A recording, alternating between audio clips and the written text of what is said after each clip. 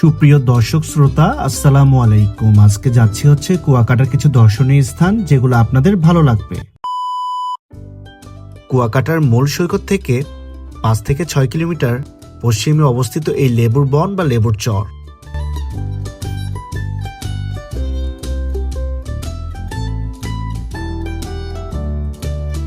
তবে সমুদ্রের ঢেউ যেখানে বনের কিনারায় এসে আছড়ে পড়ে, সেই দৃশ্যটি অত্যন্ত মনোরম।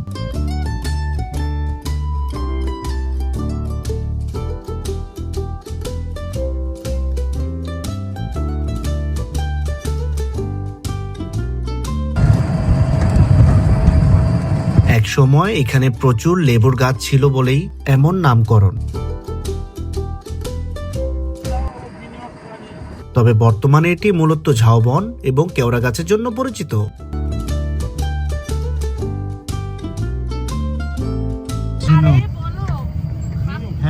এখানে ছোট ছোট খাবারের দোকান, টাটকা সামুদ্রিক মাছ ফ্রাই করে খাওয়ার অভিজ্ঞতা মিস করার মতো নয়।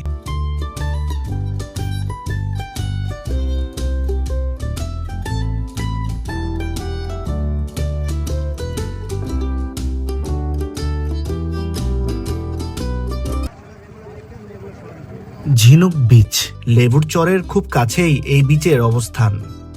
জোয়ারের সময় সমুদ্র যখন তীরে জলরাশি রেখে যায়, নেমে গেলে বালুচরে অসংখ্য রঙিন ঝিনুক পড়ে থাকতে দেখা যায়।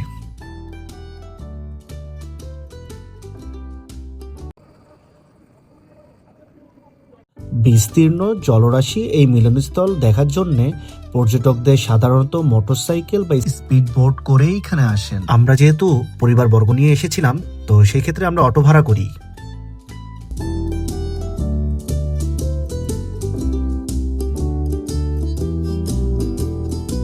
আমাদের অটো ভাড়া হচ্ছে 500 টাকা। আপনারা দামাদামি করে নেবেন, কারণ এখানে সিন্ডিকেটের পরিমাণ সবচেয়ে বেশি। 3 নদীর মোহনা, পায়রা, বিষখালী ও বলেশ্বরী, এই 3 নদীর মিলনস্থল যেখানে সাগরের সাথে মিলেছে, সেটি হলো 3 নদীর মোহনা। এখান থেকে একদিকে গহীন সুন্দরবনের এক অংশ দেখা যায়, অন্যদিকে উত্তাল সমুদ্রের গর্জন শোনা যায়। এইখানকার শান্ত পরিবেশ আপনাকে মুগ্ধ করতে বাধ্য। অবশেষে চলে আসলাম হচ্ছে সুন্দরবনের মোহনা।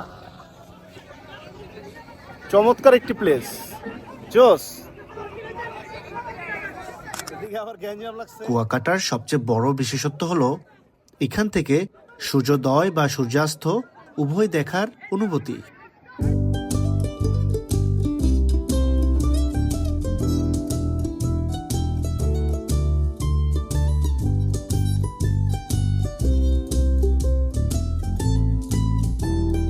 সূর্য যখন ডুবতে শুরু করে, তখন নীল আকাশের ধীরে ধীরে কমলা, লাল এবং বেগুনি রঙের সংমিশ্রণে এক মায়াবী রূপ ধারণ করে।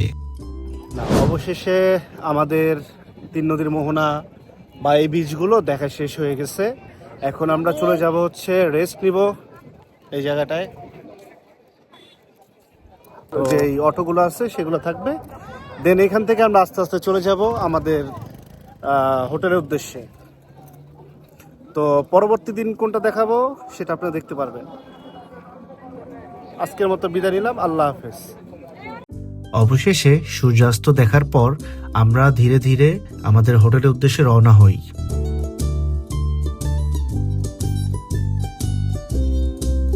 শেষ করলাম আমাদের ঢাকা থেকে কুয়াকাটা ব্লগটির 2য় পর্ব। তো ভালো থাকবেন, সুস্থ থাকবেন।